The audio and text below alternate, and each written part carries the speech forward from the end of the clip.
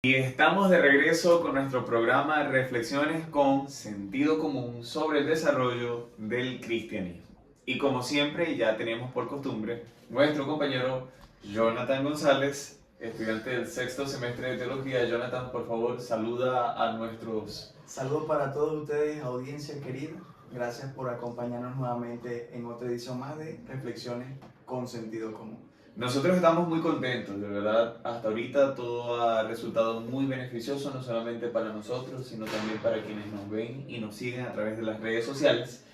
Tenemos que presentar también a nuestro pastor Edgar Brito. El doctor Edgar Brito es el rector general del Instituto Universitario Adventista de Venezuela y por supuesto es el especialista que ha sido invitado durante esta serie sobre el desarrollo del cristianismo. Pastor, ¿tiene algunas palabras para los que nos siguen a través de las redes? Sí, que verdaderamente nosotros nos sentimos muy animados de seguir con esta serie porque pensamos que va a ser de una gran bendición para el que lo observe y va a crear pues más criterio de sentido común para opinar y para concluir, interpretar cualquier situación, incluso no solamente del pasado, sino de la vida actual.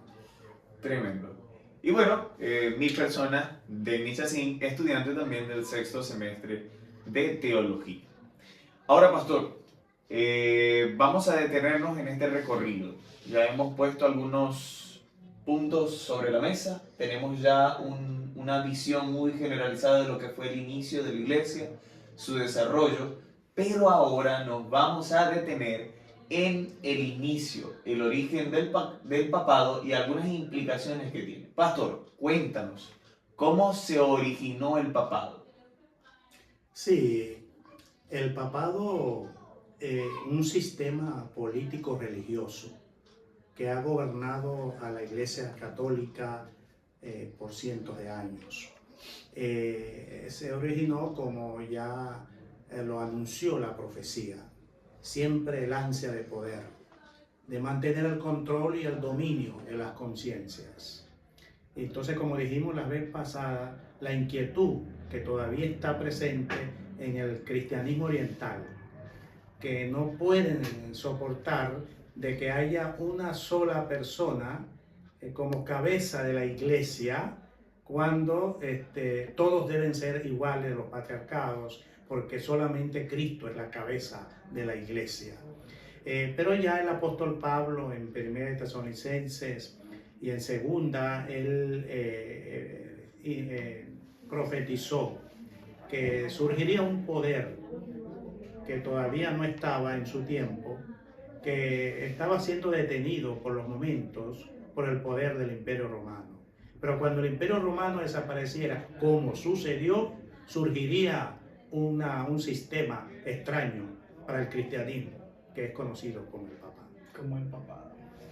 Sí, ahora tenemos que nosotros ver los antecedentes. Ya el apóstol Pablo había asomado el asunto donde dice que ya el ministerio de iniquidad estaba obrando en sus días, pero había algo que lo detenía. Pero ahora queremos dilucidar cómo fue la caída del imperio, qué factores llevó a que el imperio occidental pues cayera para que entonces preparara El ambiente, preparar el escenario. surgimiento de este poder político religioso. Sí, la profecía en Daniel 2 presenta toda la historia de la humanidad en una figura que estaba representada por una imagen de metales. Y entre los 4 metales que se presentan allí, oro, plata, bronce y hierro, el hierro representaba el Imperio Romano y estaba precisamente simbolizado por las piernas. Eso quiere decir, como los anteriores desaparecieron, en algún momento también iba a desaparecer el Imperio Romano.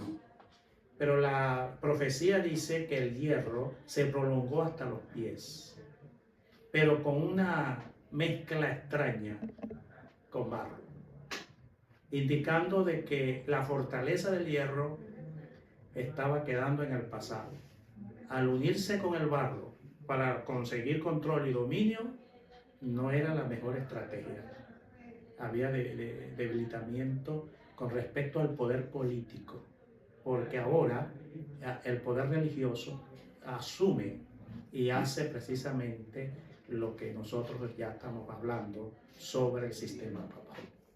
Así que podemos decir que el papado dentro de la profecía representa precisamente esa unión entre el hierro y el barro cocido, que representaría tanto el poder político como el poder religioso. Sí, claro, que ya nosotros sabemos por la historia que después que terminó el Imperio Romano, con las tribus bárbaras se fueron formando las regiones que existían como países ya reconocidos, pero en realidad el papado es el mejor representante de la mezcla del hierro con el barro. Con el barro. Exacto, la parte política y la parte religiosa. Ahora es necesario mencionar que algunas tribus orientales habían desplazado a las tribus germánicas hacia el occidente. Y algunos historiadores dicen que, bueno, vieron la estructura del Imperio Romano, vieron su cultura, vieron su unicidad y trataron como que también de copiar o al menos conquistar también esa parte. Y poco a poco, pues la falta de la moralidad, la corrupción interna y las guerras también internas, pues debilitaron el imperio en Occidente, preparando entonces para las invasiones bárbaras. Lo que nosotros conocemos también como las invasiones de las tribus bárbaras. Y ahí viene pues la decadencia del imperio en Occidente, dejando no solamente el imperio en Oriente, más adelante se convertiría llamado el imperio bizantino, más adelante, ¿verdad? Recordemos eso. Así que fue un cúmulo que hizo propicio entonces. Sí, cuando Constantino cambió la sede del Imperio Romano, de Roma a Constantinopla, entonces quedó un vacío de poder que lo fue paulatinamente el obispo de Roma ocupando, pero no fue hasta el emperador Justiniano quien dio un decreto, a pesar de que él estaba en Oriente, dio un decreto que el obispo de Roma fuese la cabeza visible de la iglesia, de la cristiandad, tanto de Occidente como de Oriente.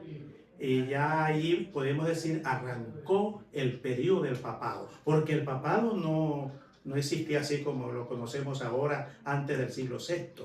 Nació en el siglo VI, como lo indicaba la profecía.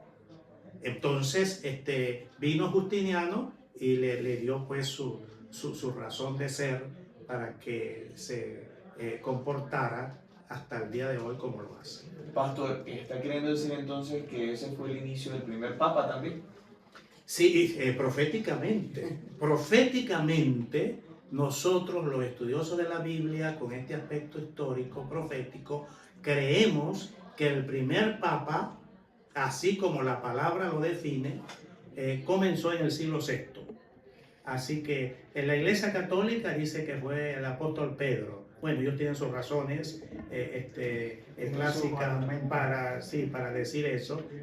Pero no existía ese sistema papal en tiempo del apóstol Pedro, sino hasta el siglo VI.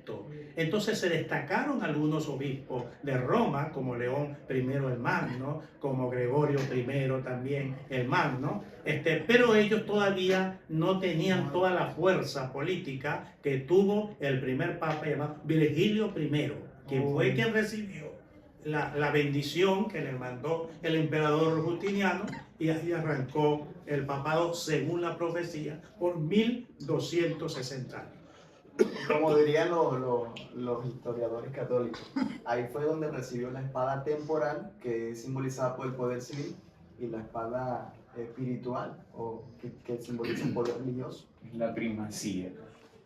Pastor, y bueno, ya tenemos una idea, ¿no?, de cómo se desarrolló, ya vimos cuál fue en realidad el primer papa. Ahora, ¿cuál es la razón de ser del papado? Aunque ya lo ha mencionado, quisiera que lo detallara un poquito más. ¿Y por qué se le da tanta importancia? Sí, es la manera como se observa históricamente la aplicación de la profecía. La profecía estaba diciendo que iba a haber una apostasía en el cristianismo. Y esa apostasía comenzó con Constantino. Con Constantino. Y a medida que avanzaba el tiempo y los siglos, la apostasía se iba haciendo más amplia y más evidente. Más evidente. Por eso fue que surgió la Iglesia Ortodoxa. Porque protestando contra esa apostasía hasta el sol de hoy. Pero entonces vemos que el papado no es otra cosa que buscando la manera de demostrarle al mundo de que el cristianismo sobrepasó o se sobrepuso al paganismo y que ahora se está cumpliendo el evangelio con la propagación del mismo en todos los rincones de la tierra, así como Jesucristo lo mandó. Esa es una interpretación católica indicando de que la iglesia cristiana ha cumplido con su misión. Pero, ¿a qué costo? ¿a qué costo? ¿O de Hay qué manera? apostasía. Apostasía, un apartamiento deliberado de la verdad. De una forma con una sabiduría profunda, muy humana, que solo pudo haber nacido en la mente superinteligente de alguien que supera la razón humana. Por decirlo. Está fuera del sentido común. Fuera del sentido Sí, común. rompe los cánones pues, del sentido común. Pastor, ¿tiene la misma influencia actualmente el papado como la tuvo en sus inicios? La profecía enseña en Daniel, profeta Daniel en Apocalipsis, que Dios ha permitido que la apostasía representada por este sistema durara 1260 años. Así que desde el 538, cuando se ejecutó el decreto de Justiniano, reconociendo al obispo de Roma como la cabeza visible de la cristiandad, hasta 1798 pasaron 1260 años. Entonces, ese periodo Dios lo permitió, como para que se desplegara ese poder y todos nosotros, con el testimonio de la historia, sacáramos conclusiones de que realmente Dios está diciendo realmente qué es lo que se tiene que creer. Entonces en 1798 el papado, no la iglesia, el papado perdió su poder político. Cuando el general Napoleón envió a su asistente, el general Berthier, a Roma y desconociera que el papado tenía alguna acción política. Así que el papa fue desconocido el sistema papal, fue destituido el papa de ese entonces, Pío VI, y fue desterrado, traído al exilio en Francia, y el trono papal quedó 2 años sin papa. Eso quiere decir que se rompió allí la línea, la sucesión. Sí, la sucesión que se traía desde el papado, hasta que Napoleón le dio la gana de dar permiso para que un cónclave se reuniera y nombrara otro papa en el 1800, llamado Pío VII. Entonces eso quiere decir de que el papado ha tenido su evolución, pero para esta época, después de 1798, no es la misma forma. ¿Qué hizo el papado? El papado se fue deteriorando cada vez más, que en el año 1870, casi un siglo más tarde, el reino de Italia recogió y unificó todos los reinos que habían en la península itálica y empezó el movimiento de una nación unificada como Italia, nombrando a Roma como su capital. Eso molestó mucho al papado. ¿Por qué? Porque Roma había sido donada por Constantino al papado supuestamente. Entonces sí, el papa protestó y excomulgó desde el primer ministro desde el rey hasta todo lo demás, porque no podía permitir que le quitaran a Roma, que era su ciudad eterna, para declarar la capital del reino italiano. Entonces el Papa se declaró completamente contrario a esa acción política y se hizo prisionero del Vaticano. No verán más el rostro públicamente del Papa hasta que no se resuelva este asunto. Que en 1929 el Papa con su emisario firmó un contrato, un convenio con el dictador Mussolini, devolviendo el estado pontificio, para que se llegara a una solución de la cuestión romana, y Mussolini aceptó asignar 44 hectáreas del otro lado del río Tíber en Roma, para que allí, como una ciudadela, como lo es ahora, el Vaticano pudiese seguir funcionando como tal y con su sistema papal. Interesante todo el desarrollo. Tremendo. Así que su supremacía, el clima de su poder, ocupó lo que nosotros conocemos en la historia como la Edad Media, tanto la Edad Media temprana como la tardía, o la baja, o la alta también, pues todo ese... Y aunque ha menguado, su influencia no quiere decir que haya desaparecido por completo. Exactamente. Pero mire, el papado tuvo su cumbre en la Edad Media, en la época más oscura de la historia. En todos los sentidos. En todos los sentidos. Entonces hay tres grandes papas que se mencionan en la Edad Media que descollaron, que el primero fue Gregorio VII. Gregorio VII, Hildebrando, que llegó a decir que el Papa juzgaba a todo el mundo, pero nadie podía juzgar al Papa, porque él solamente era juzgado por Dios, porque era la máxima autoridad que había sobre la tierra. Imagínense ustedes cómo se está hablando, el vocabulario que está usando uno que se dice que era siervo de Jesucristo, y ahí se estaba mencionando como si fuera el superior de Jesucristo, en ese sentido.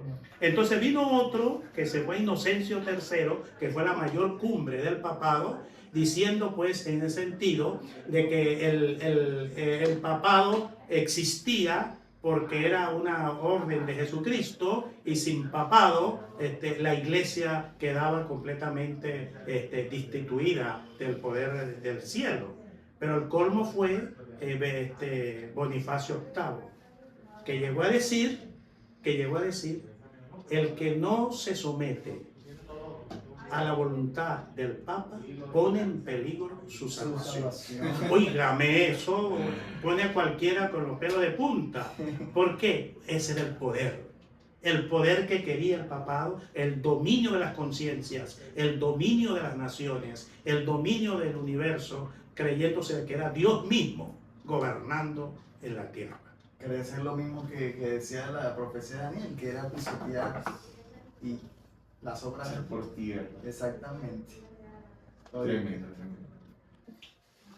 Pastor, y ya para ir cerrando, ¿no? Ya vimos cómo se originó, cuál es su importancia, si tiene o no tiene influencia actualmente, pero ¿cómo se proyecta el papado? Sí, la profecía dice que el papado recibiría una herida mortal, o sea que tenía que haberse muerto cuando Napoleón lo mandó a abolir, pero no se murió. Ahora pareciera ser que el papado tuviera mucho más poder que lo que tuvo. Pero la profecía dice en Apocalipsis que la herida que recibió el papado iba a ser sanada. Iba a ser sanada, y toda la tierra se maravillaría en pos de ese sistema. ¿Por qué? Porque ¿cómo es posible que recibió una herida tan mortal y no se murió? Y ahora tiene más potencia, más vigencia, más fuerza que antes. Eso es un misterio, un fenómeno. Un fenómeno. ¿Por qué? Entonces, y eso es lo que está pasando con el papado actualmente, y va a terminar así. En el siglo XX, los que están todavía vivos, que nacieron en ese siglo, se pueden dar cuenta cómo el papado ha ido creciendo y ha lavado la cara de la Iglesia Católica, evitando que se piense más de que están en apostasía, francamente. Desde que el Papa Juan XXIII tomó el timón de la barca para llevarla a puerto seguro, el Papa Juan XXIII dijo: no tengo ningún temor de convocar a un concilio y que se hable abiertamente con todos los defectos que se puedan decir contra la iglesia, y la podemos discutir para decirle de que todavía la iglesia católica, apostólica y romana es la iglesia de Jesucristo aquí en la tierra. Entonces ese Vaticano II hizo un lavamiento de cara, un cambio de imagen. La iglesia católica, que antes era como anquilosada, como parecía que fuera retrógrada, que se había quedado detenida en el tiempo de la Edad Media, ahora es una iglesia moderna. Dejó de ser la misa en latín, que eso era una cosa, que eso no tenía sentido. El sacerdote que antes decía la misa de espalda, ahora la dice de frente. Ahora se manda a leer la Biblia, cosa que no sucedía, porque la Iglesia Católica prohibió la lectura de la Biblia con el razonamiento de que no estaban capacitadas las mentes laicas para entender lo que decía la Biblia y podían caer en error. Hizo participación del laicado. O sea, ya ahora el culto, la misa de la Iglesia Católica es muy distinta de la que conocieron los que asistían a misa en el siglo XX. Pero eso se llevó a cabo por causa de ese Concilio Vaticano II. Verdaderamente la Iglesia Católica entró en una nueva etapa en ese sentido. Pero entonces surgió el Papa Juan Pablo II. Este Papa le dio un renombre y una frescura al papado, que primera vez que un Papa lo canonizan en tan poco tiempo. Se murió Juan Pablo y el clamor fue santo súbito. O sea que ya de una vez hay que declararlo santo, porque verdad que Juan Pablo II fue un señor Papa. Ese sí ejerció el papado con toda la textura y toda la naturaleza que eso tenía. Visitó casi todos los países del mundo, quedando solamente Rusia y otros países que él quería haber visitado, pero no pudo. Y vemos así cómo el papado está agarrando fuerza. ¿Por qué? Porque la profecía en Apocalipsis 13 dice que la herida será sanada. Eso significa que va a haber otra vez una supremacía papal, número 2. Ya la hubo la número 1. Y en esa supremacía número 2 va a necesitar un aliado muy importante, político. Ya no será el Imperio Romano, ya no será la Unión Europea, o puede también todavía usarla, ya será Estados Unidos, la mayor nación poderosa del mundo, para que le ayude a lograr ese dominio que ha querido, que es lo que se llama ese movimiento religioso que une a todas las religiones. Ecumenismo. El ecumenismo. Ecumenismo católico.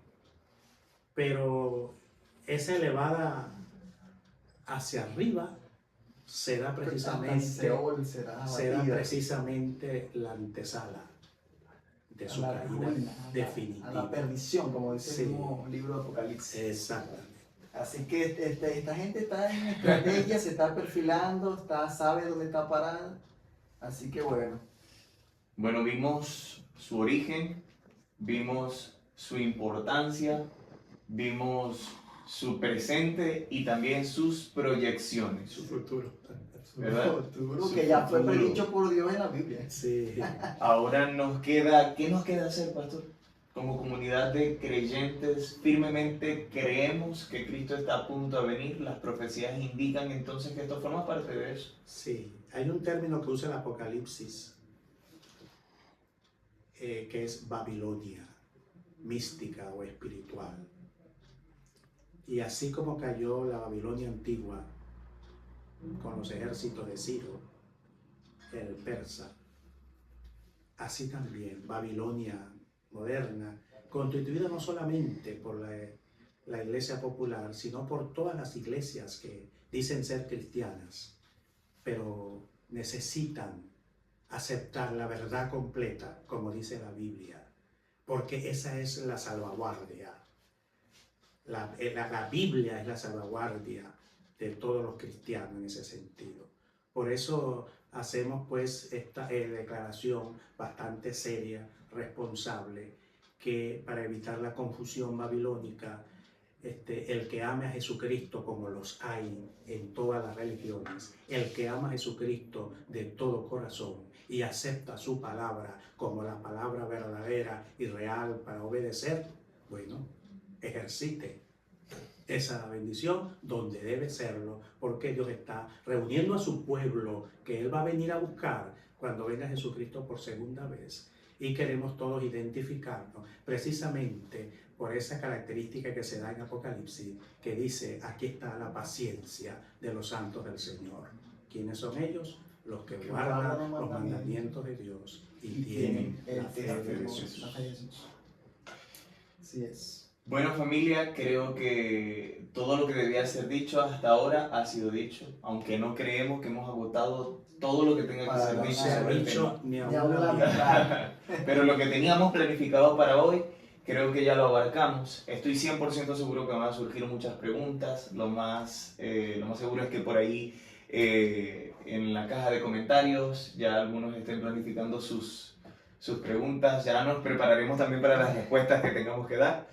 Certeras, concisas y precisas, así como ha sido hasta ahorita todos nuestros programas, ¿verdad? No hay mayor elocuencia, buscamos simplemente trazar la historia tal cual como fue para despertar ese sentido común que Dios nos dotó, ¿verdad? Que Dios nos dio, para que lo ejercitemos y esto nos conduzca a la verdad y nada más Que la verdad. que la verdad. Entonces, bueno, sigámonos preparando, sigamos en este camino, buscando siempre la presencia del Señor, entendiendo el lugar donde estamos y hacia dónde nos dirigimos, con fe y esperanza que nuestro Señor Jesús está bien cerca, más cerca de lo que nosotros podamos creer. ¿Tienes algunas palabras finales para Claro, nuestros seguidores? invitamos a nuestra audiencia a que nos acompañe en las próximas presentaciones, que esto se pone bueno y habrá muchos temas que quedaron pendientes, pero para no ser más extenso el contenido de esta presentación, pero que tú no te puedes perder. Y es más, te invito a que compartas este contenido que de seguro habrá muchas personas que te lo van a agradecer. Comenta, comparte y pues síguenos también. Síguenos disfruta del material. Pastor, ¿algunas palabras para finalizar? Sí, bendiciones para todos.